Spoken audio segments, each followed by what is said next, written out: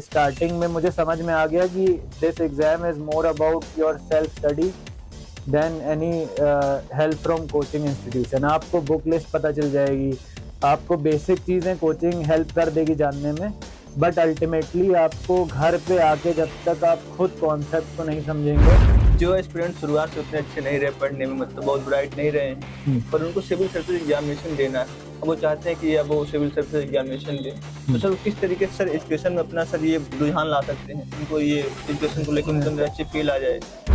Sir UPSC का जब exam होता है तो सर उसमें सर एक होता है जिसके थ्रू लोग आईएएस आईपीएस आईआरएस बनते हैं। सर आप लोग का जो एग्जाम होता है आईएफएस का थोड़ा सा अलग होता है, उसके लिए थोड़ा सा अलग सिलेबस होता है, अलग एग्जाम पैटर्न होता है। सर उसके बाद थोड़ा सा हम लोग को गाइड कीजिए। मेरा नहीं हुआ, पीसीएस के प्रीलिम्स में भी नहीं हुआ, और ग्रेजुअली मेरी अप्रोच ये रही कि फिर जो फाइनली एक रिफाइंड फॉर्म में बाहर आया कि अब मेरा प्रीलिम्स फिर एक लेवल के बाद जब होना शुरू हुआ, 2020 में मेरा पहला यूपीएससी का प्रीलिम्स क्वालिफाई हुआ, उसके बाद मेरा हमेशा क्वालिफाई हुआ। तो वो जो रिफाइंड स्ट्रेटेजी थी वो ये थी। सर आप एक आईएफएस अधिकारी हैं, तो हम आपसे ये जानना चाहेंगे कि आईएफएस अधिकारी के तौर पे हमारी क्या रोल्स होते हैं, क्या रिस्पॉन्सिबिलिटी होती हैं, तो सर आप थोड़ा सा इसके बारे में हम सबको गाइड करिए। तो आपके पास अपॉर्चुनिटी बहुत है, आप बस खुद पे फोकस करें, अपने एग्जाम पे फोकस करें। ये बिल्कुल नहीं सोचें कि नहीं होगा तो क्या होगा, ऐसे थॉट्स अपने मन में नेगेटिव चीज़ें नहीं लाएं। अच्छा काम करते रहें, ग्रेजुअली ज़रूर आप बहुत ही अच्छा अपने लाइफ में कर पाएंगे।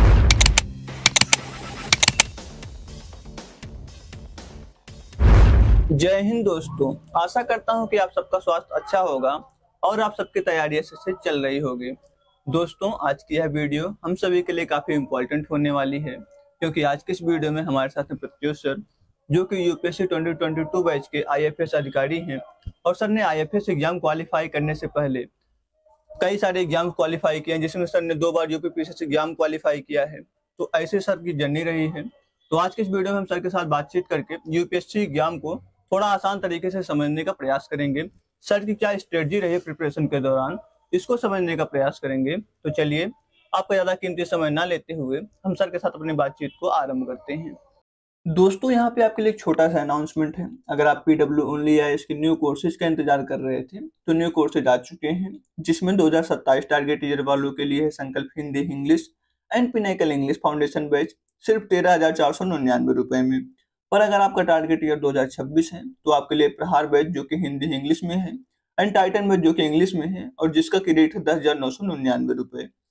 वहीं अगर आप एक कॉलेज स्टूडेंट हैं तो आपके इन ईयर को प्रोडक्टिव बनाने के लिए है यूपीएससी प्रारंभ बैच, जो कि एक 3 ईयर प्रोग्राम है जो आपको यूपीएससी की ए टू जेड प्रिपरेशन के साथ फर्स्ट 2 इयर्स में आपको हार्ड एंड सॉफ्ट स्किल की क्लासेज के थ्रू आपको साइमल्टेनियसली इंडस्ट्रियल स्किल का भी कवरेज देता है।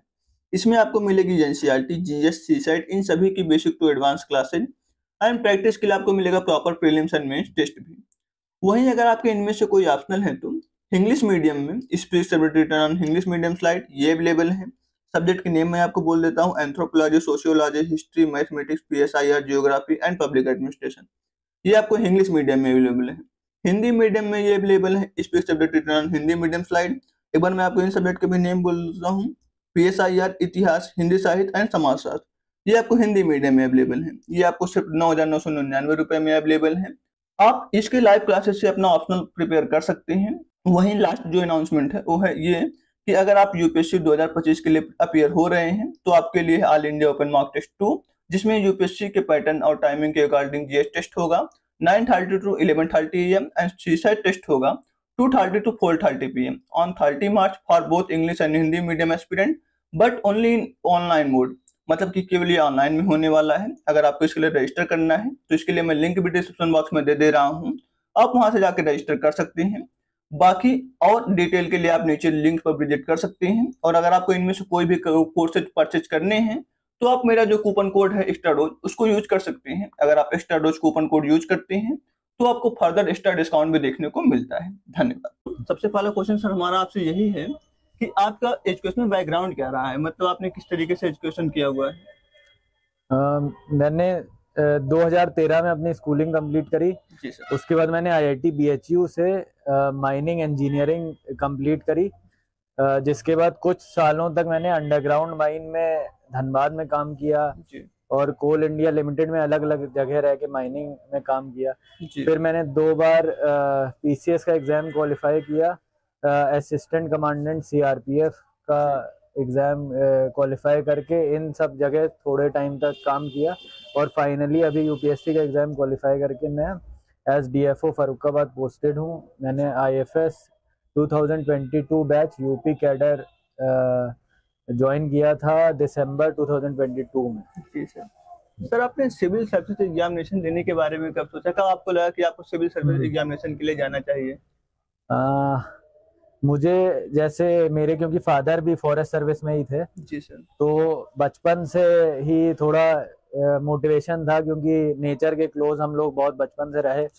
तो उस चीज को देते हुए एक बचपन से ही रुझान था कि ऐसी ही किसी प्लेस में सर्व करना है लोगों के लिए जहां मैं ज्यादा से ज्यादा कर पाऊं। तो मैंने कॉलेज में ही सेकेंड ईयर में 2014 में आईआईटी बीएचयू के कैंपस के सामने ही एक छोटी सी कोचिंग थी, उसको ज्वाइन करके पहली बार समझने की कोशिश करी कि इसमें मेरे पास कौन कौन से सब्जेक्ट होंगे जिस पे मुझे फोकस करना होगा। जी सर। कितना टाइम लगेगा इस तैयारी में, कितनी अनसर्टेनिटी है, और क्या मैं अपने आईआईटी एज इन बहुत ही रेप्यूटेड इंस्टीट्यूशन है जहां से मैं अपने इंजीनियरिंग और बाकी बहुत सारी चीजें कर सकता हूं, तो क्या मैं उस लाइन को परस्यू करूं और उसमें कुछ एक्सेल करूं अपनी लाइफ में, या फिर मैं सिविल सर्विसेज मुझे ज्यादा अपॉर्चुनिटी दे पाएगी।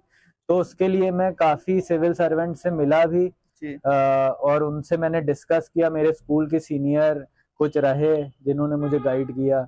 मेरे फैमिली में जो है मेरे फादर के थ्रू कई लोग मुझे मिले जिन्होंने मुझे बताया कि आपके इंजीनियरिंग की नॉलेज तो आप सिविल सर्विसेज में यूज करोगे ही, क्योंकि आपको कोई भी काम करना है आपको सिविल इंजीनियरिंग करनी है। घर बनाने का एस्टेब्लिशमेंट कुछ बनाना है तो आप सिविल इंजीनियरिंग यूज करते हो। कंप्यूटर आजकल सब कुछ ऑनलाइन है तो आप कंप्यूटर टेक्निक यूज करते हो।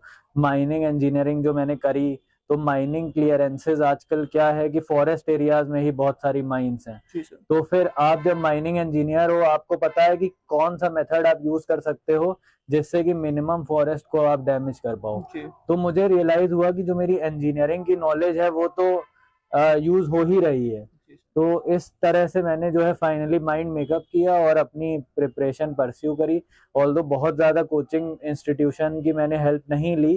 कॉलेज के टाइम पे मैंने एक स्टार्टिंग में मुझे समझ में आ गया कि this exam is more about your self study than any help from coaching institution. आपको बुक लिस्ट पता चल जाएगी, आपको बेसिक चीजें कोचिंग हेल्प कर देगी जानने में, बट अल्टीमेटली आपको घर पे आके जब तक आप खुद कॉन्सेप्ट्स को नहीं समझेंगे, क्योंकि यूपीएससी का एग्जाम इस तरह का नहीं है कि उसमें बहुत फैक्चुअल चीजें आपकी आ जाती हैं कि आपने रटा है और कर लिया। जब तक आप खुद उसके बारे में सोच नहीं रहे होगे कि आपने इन्फ्लेशन किताबों में पढ़ा तो क्या आप जब मार्केट में गए तो वही चीज आपको मिली, आपने वो फील करी, वो क्वेश्चन उस तरह का बना देते हैं कि वो बहुत प्रैक्टिकल हो जाता है।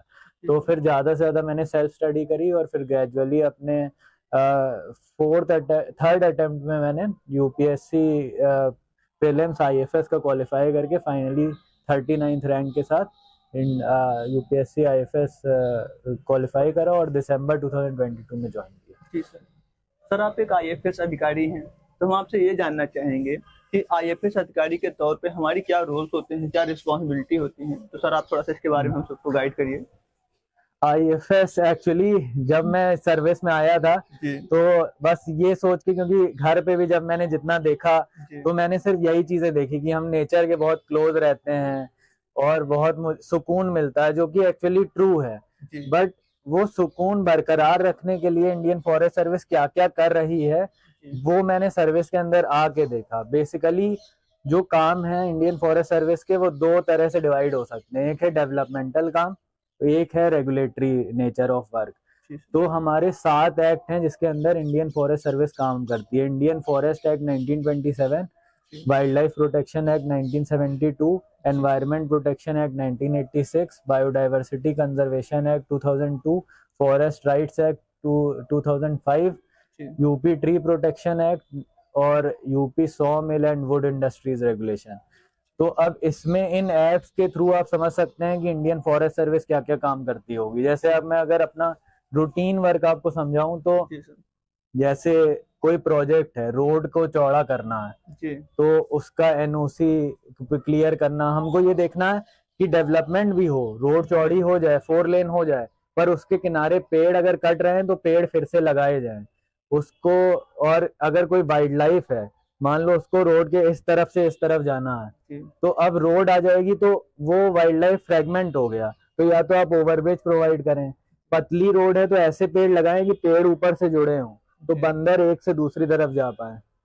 इस जी तरह की जो माइनर चीजें हैं डेवलपमेंट में, उसको हम लोग फोकस करते हैं। इसी तरह से रेलवे में अगर डेवलपमेंट हो रहा है तो उसका एनओसी हम लोग इस कंडीशन पे देंगे कि रेलवे भी डेवलप होनी चाहिए, पर साथ में फ्रेगमेंटेशन अगर है हैबिटेट का, एलिफेंट क्रॉसिंग है तो रेल क्या रुक रही है वहां पे उस जगह के लिए, ओवर ब्रिज या अंडर ब्रिज हम लोग प्रोवाइड कर सकते हैं कि नहीं।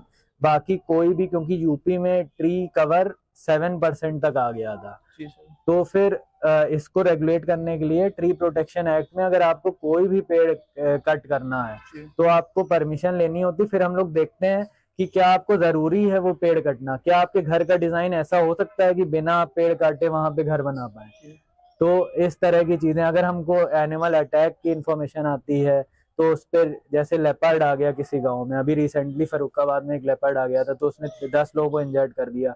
अब अब लेपर्ड को भी हमको बचाना है क्योंकि उसके जंगल तो कट गए, तो वो अब बाहर आ रहा है, तो उसकी भी एज इन पूरी तरह से हम गलती नहीं मान सकते कि वो बाहर आ गया, तो हमको उसको सेफली निकालना है, लोगों को भी बचाना है, फिर लोगों को उस लेपर्ड को रेस्क्यू करना है। जी स्टूडेंट अवेयरनेस के लिए जू में विजिट्स करवानी है, जी इंडस्ट्री जो वुड इंडस्ट्री है उनको रेगुलेट करना है, तो और प्लांटेशन ड्राइव्स करनी है, तो प्लांटेशन इंक्रीज करना है। एसटीपी प्रॉपर चल रहा है कि नहीं, रिवर्स हमारे क्लीन है कि नहीं, नाले बह के रिवर में तो नहीं जा रहे हैं, गंगा हमारी क्लीन है कि नहीं, एयर पॉल्यूशन डिवाइसेस लगे हैं तो क्या वो काम कर रहे हैं, जैविक खेती बढ़ रही है कि नहीं। मतलब बहुत वैरायटी में जो एनवायरमेंट रिलेटेड काम है वो बेसिकली इंडियन फॉरेस्ट सर्विस एक होलसम तरीके से देखती है। सर अभी आपने बताया कि जैसे किसी को छोटा सा पेड़ भी काटना है तो भी फॉरेस्ट से परमिशन लेना होता है फिर ऑफिसर से। सर बट जनरली हम लोग देखते हैं कि काफी लोग नहीं लेते हैं, काफी लोग पेड़ ऐसे ही काट देते हैं। सर उनके लिए क्या किया जाता है?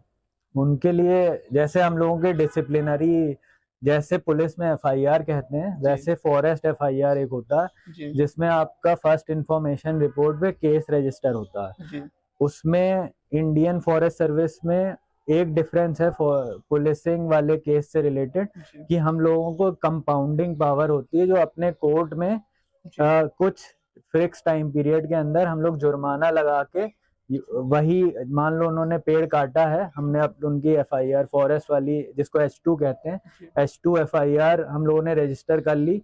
उसके बाद हम लोग उसको या तो जुर्माना लगा देंगे 1 दिन के अंदर, अगर मान लो उसका पेटी ऑफेंस है, और अगर उसका वो रेगुलर हैबिचुअल ऑफेंडर है, हमको लग रहा है कि इसके ऊपर और कठिन कार्रवाई होनी चाहिए, जी सर तो उस केस में हम लोग उसका केस पुट अप करके कोर्ट में भेज देंगे, जिसमें उसको इम्प्रिजनमेंट या ऐसे टफ तरह की वो पनिशमेंट दी जाएगी।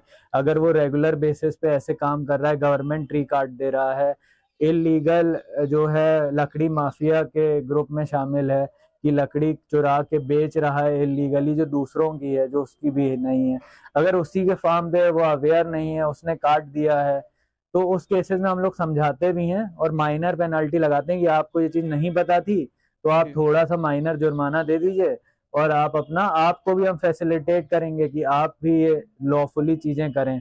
अगर आप फिर भी हैबिचुअली कर रहे हैं, आप लकड़ी माफिया टाइप की चीजों में हैं कि हिमाचल प्रदेश से भी आप लकड़ी मंगवा ले रहे हैं, जंगल से, हमारे भी जंगल से ही काट के ले जा रहे हैं, या फिर आप गवर्नमेंट लैंड रोड के किनारे भी है, अब हम केस नहीं बुक करेंगे तो रोड के किनारे लोग चुपके से पेड़ काट जाएंगे, तो उन सब ऑफेंडर्स के लिए थोड़ी स्ट्रिक्ट पेनल्टी होती है। फिर इम्प्रिजनमेंट और चीजों पे भी हम लोग जाते हैं उन बहुत ही छोटे माइनर लोगों के लिए जी सर। उस केस में।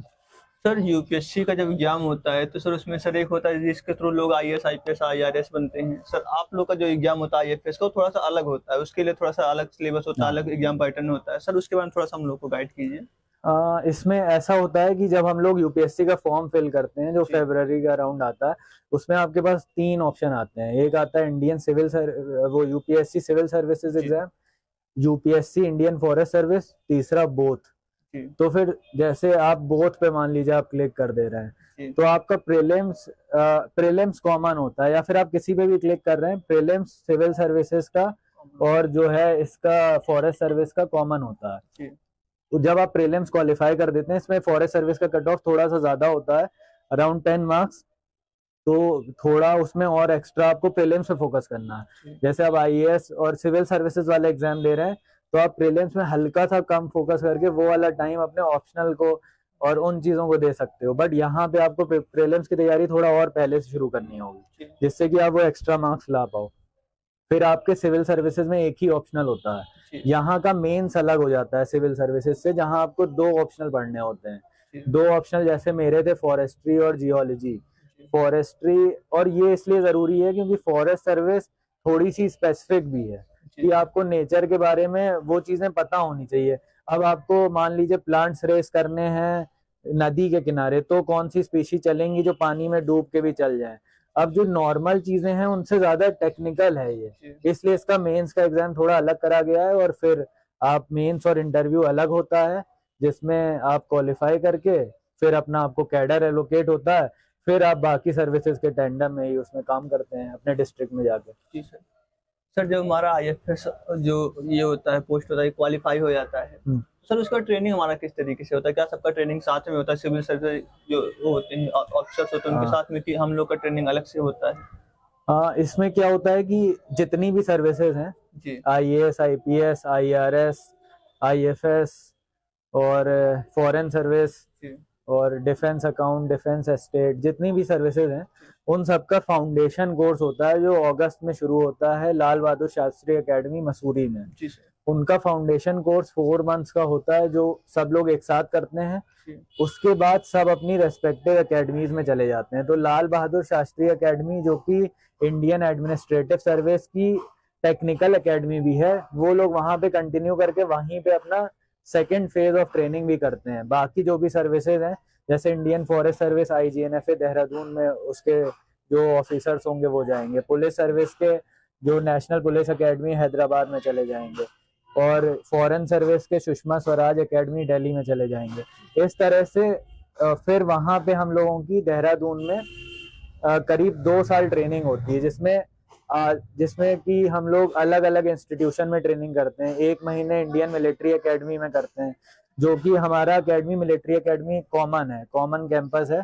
तो 1 महीने जो राइफल शूटिंग, स्विमिंग और एक्वेस्टेरियन हॉर्स राइडिंग वाला इंडियन मिलिट्री एकेडमी में करते हैं, और जो पिस्टल शूटिंग हम लोग नेशनल पुलिस एकेडमी में करते हैं, जी सर, और पार्लियामेंट अटैचमेंट हम लोग दिल्ली में करते हैं।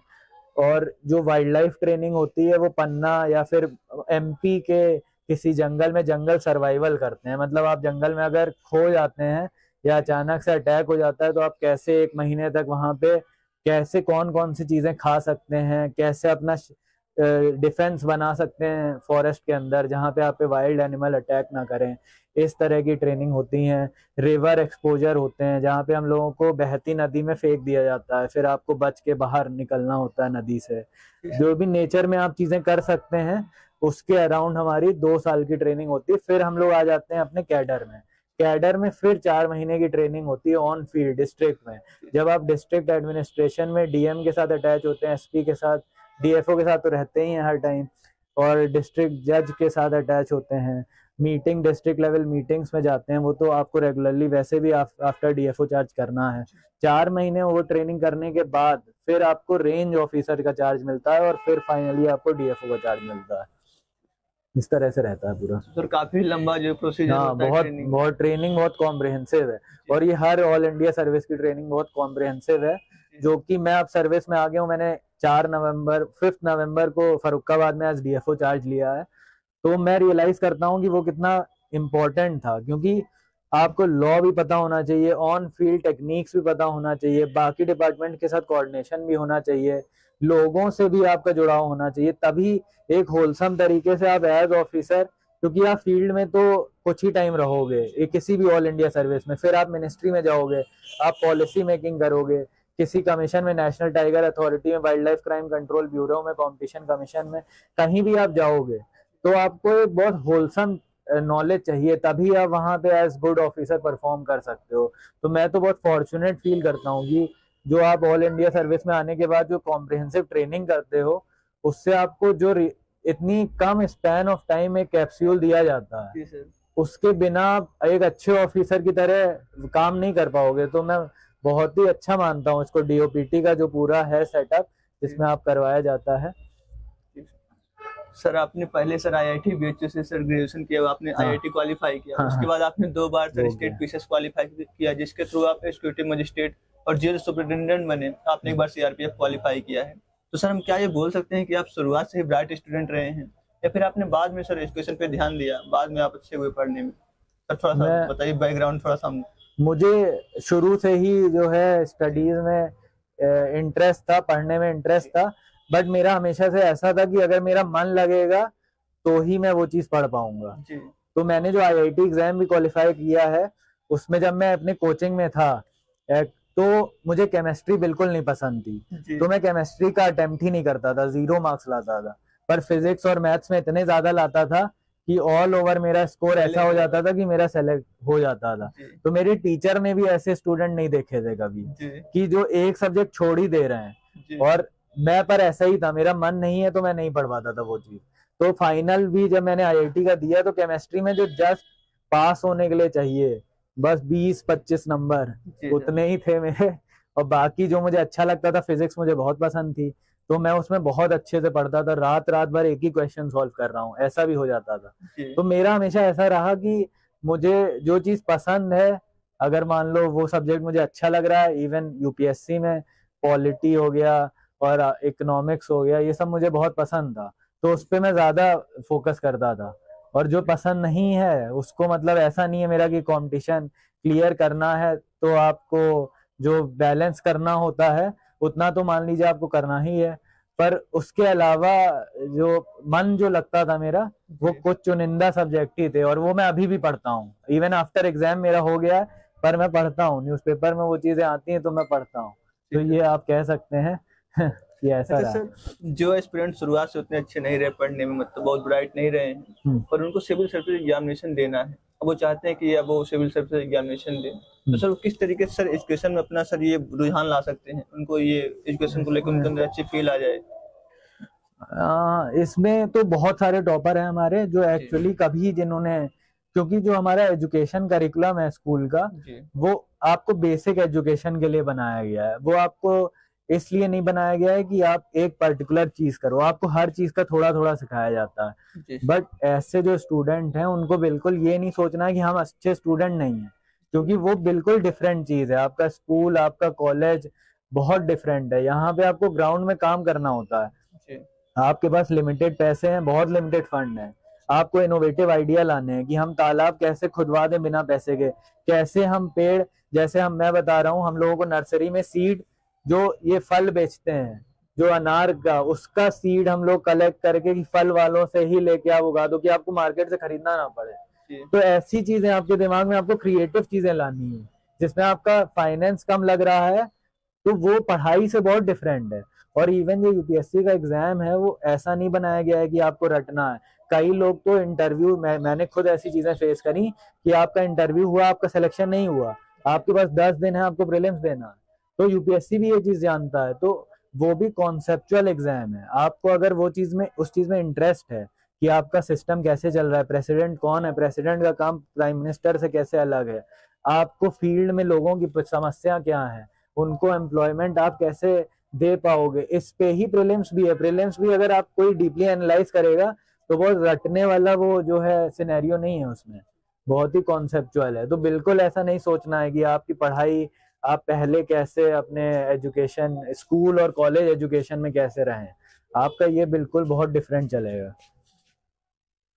तो सर अच्छा सर, आपने बताया कि जो ये आईएफएस एग्जाम का जो प्रीलिम्स होता है, इसमें ज्यादा नंबर लाने होते हैं सिविल सर्विस के कंपैरिजन में, तो सर आपके लिए सर ये प्रीलिम्स तो चैलेंजिंग रहा होगा, तो सर आप प्रीलिम्स के लिए क्या अप्रोच रखते थे, मतलब कि आपके प्रीलिम्स के लिए क्या स्ट्रेटजी होते थे, कैसे आप ज्यादा नंबर स्कोर करते थे? प्रीलिम्स एक्चुअली चैलेंजिंग तो रहा ही अगर देखा जाए तो, क्योंकि पहला अटेम्प्ट जब मैंने कॉलेज के बाद दिया, शुरू तो मैंने पहले तो पीसीएस ही दिया, क्योंकि मुझे पता था मेरे पास 6 अटेम्प्ट्स हैं यूपीएससी के, और मैं अगर कॉन्फिडेंट नहीं हूँ तो मान लो मुझे आगे चल के जरूरत पड़े, तो मेरा नहीं हुआ। पीसीएस के प्रीलिम्स में भी नहीं हुआ।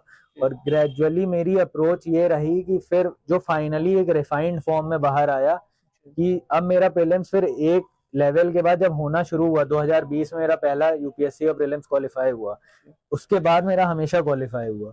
तो वो जो रिफाइंड स्ट्रेटेजी थी वो ये थी कि एक तो आपको हर चीज का बेसिक पता होना चाहिए। मतलब कोई भी चीज ऐसी नहीं रहे, जैसे मान लीजिए मौर्यन एम्पायर है, आपको एंशिएंट हिस्ट्री में बहुत डीप नहीं जाना है कि कॉइन कौन से थे, पर डायनेस्टी ये थी, इसके बाद ये डायनेस्टी आई, इसके बाद ये जो मुगल फाइनली आ गए हमारे, फिर ब्रिटिशर आ गए, तो वो चेन क्या थी, कौन कौन आए, उनका एम्पायर लगभग कितना रहा, वो सब चीजें। कोई भी सब्जेक्ट, इकोनॉमिक्स में इन्फ्लेशन क्या है, जीडीपी क्या है, पॉलिटी में हमारा पॉलिटिकल स्ट्रक्चर, कैबिनेट क्या होता है, हमारे प्रेसिडेंट अपॉइंट कैसे होते हैं, जो बहुत बेसिक चीजें हैं, उन पे फोकस रहा। वो चीजें एक बार आप पढ़ लेते हो तो आप भूलते भी नहीं, आपको ज्यादा रिवीजन की जरूरत नहीं पड़ती है। उसके बाद मॉक टेस्ट, ज्यादा से ज्यादा आप मॉक टेस्ट जब देते हो तो आपको ये चीज जो मैं बता रहा हूँ ये खुद रियलाइज होगी कि ये रटने वाला एग्जाम नहीं है। आपने एक बार पढ़ लिया, आपको बेसिक पता चल गया, तो आप फिर कभी भी वो एग्जाम दोगे, आप देख के समझ जाओगे अच्छा ये तो नहीं हो सकता, ये बहुत अलग है। अब प्रेसिडेंट के अपॉइंटमेंट में उन्होंने दे दिया कुछ एकदम ही वेग सा ऑप्शन, तो आप समझ जाओगे कि हाँ ये तो नहीं हो सकता, क्योंकि ये हमारे स्ट्रक्चर में इस टाइप से नहीं है। तो ये ज्यादा से ज्यादा क्वेश्चन करने से ही स्टूडेंट जान सकता है। सर एक तो मॉक टेस्ट होता है, सर एक होता है प्रीवियस ईयर क्वेश्चन, सर दोनों में से ज्यादा इंपॉर्टेंट क्या है? मॉक टेस्ट ज्यादा important? Previous year question. Previous year question, previous year question को तो मैं सिलेबस में ही मानता हूँ। मतलब वो आप ऐसे नहीं दीजिए कि आपने एक बार पेपर दे दिया प्रीवियस, बस मॉक टेस्ट तो आप दे देते हो, देख लेते हो, थोड़ा बहुत चीजें लिख लेते हो, टेस्ट की तरह देते हो। प्रीवियस ईयर क्वेश्चन तो सिलेबस है, वो तो आपको सिलेबस की तरह देखना है कि इसमें कौन कौन से टॉपिक आए, हर एक टॉपिक आप लिस्ट डाउन कर लो, उसको आप जरूर पढ़ो एग्जाम से पहले, क्योंकि यूपीएससी वो इम्पोर्टेंट मान रही है।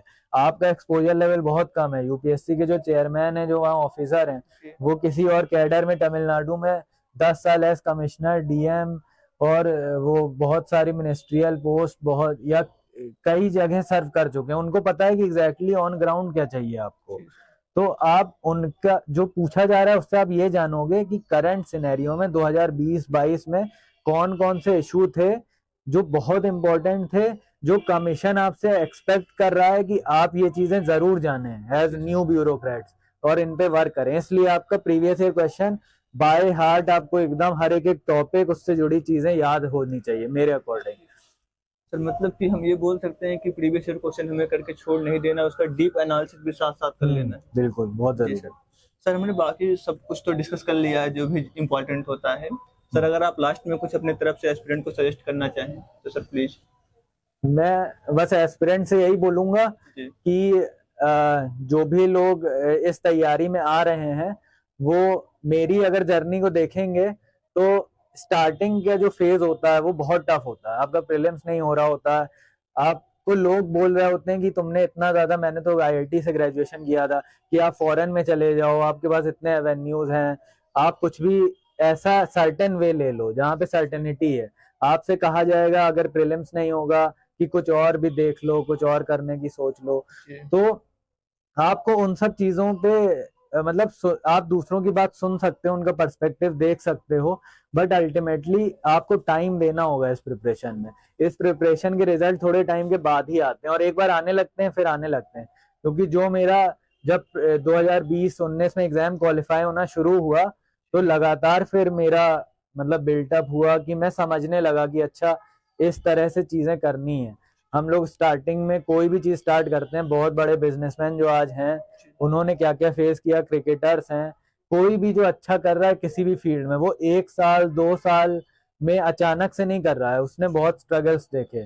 तो मेरा बस यही एडवाइस रहेगा हर स्टूडेंट को कि आप इस जगह आए हो तो आप मन में बना के रखो कि हमको पब्लिक के लिए कुछ करना है, अपनी कंट्री के लिए कुछ करना है, अपनी फैमिली, अपने पेरेंट्स, खुद के लिए। आपकी स्ट्रगल्स के जो फ्रूट हैं, आपने 2 साल स्ट्रगल कर लिया, आपका नहीं हो पाया, तो आप उसी में थोड़ा सा और एफर्ट्स दे के तीसरी बार में उसको करके जितनी आपने नॉलेज गैदर करी है आप पुट अप करके ऑन फील्ड सर्विस में आके कर पाओगे।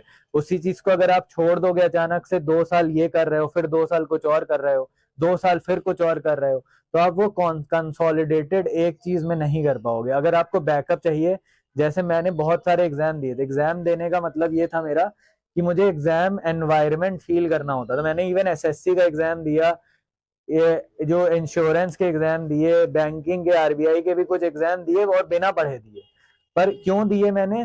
क्योंकि मुझे जो यूपीएससी का एग्जाम प्रीलिम्स 1 साल में, फिर अगले साल होगा, बीच में 1 साल आप मॉक दे रहे हो। मॉक में आप क्या है कि आपको पता है कि ये थोड़ा नकली टाइप का ही एग्जाम है, मतलब एग्जाम जो है आप एसेस करने के लिए दे रहे हो, उसके कुछ रिपरकशंस नहीं। पर आप जब एग्जाम हॉल में, रियल एग्जाम में दूसरे बच्चों का स्ट्रेस देखते हो जो एसएससी में 1 साल से पढ़ाई करके वहां आए हैं, फिर आप उस सेटअप में होते हो, सीरियस एनवायरनमेंट होता है, आप मोबाइल खोल के नहीं देख सकते, आप एग्जाम दे रहे होते हो, आपको एग्जामिनेशन फील आती है। उससे क्या होता है कि ग्रेजुअली जब आप बहुत एग्जाम दे देते हो, आप कंफर्टेबल हो जाते हो उस एग्जामिनेशन सेटअप में। बाकी एज कैरियर बैकअप आप स्टार्ट में, आजकल इग्नू में बहुत सारे प्रोग्राम्स हैं, वो कर सकते हो। बाकी आप अगर सीरियसली पढ़ाई कर रहे हो ना, तो मैं तो अब बहुत स्कूल में विजिट्स में जाता हूँ, बहुत जगह जाता हूँ, तो इवन टीचिंग और बहुत आपकी नॉलेज कभी वेस्ट नहीं होती। हमारी जो एनवायरनमेंट स्पेशलिस्ट हैं जो फरुखाबाद में मेरे साथ हैं, उन्होंने पीएचडी करी है एनवायरनमेंट से, अब एज ए एक्सपर्ट हमारे साथ काम कर रही हैं। तो आपके पास अपॉर्चुनिटी बहुत है, आप बस खुद पे फोकस करें, अपने एग्जाम पे फोकस करें। ये बिल्कुल नहीं सोचें कि नहीं होगा तो क्या होगा, ऐसे थॉट्स अपने मन में नेगेटिव चीजें नहीं लाएं, अच्छा काम करते रहें, ग्रेजुअली जरूर आप बहुत ही अच्छा अपने लाइफ में कर पाएंगे। सर आपने एग्जाम से रिलेटेड डिफरेंट एस्पेक्ट पे हम सबको काफी अच्छे से गाइड किया, इसके लिए सर आपको बहुत बहुत धन्यवाद। तो दोस्तों, हम सब ने देखा, सर ने हमें काफी सारी स्ट्रेटजीज बताई प्रीलिम्स के लिए हुआ, और आपको तैयारी किस तरीके से करना है।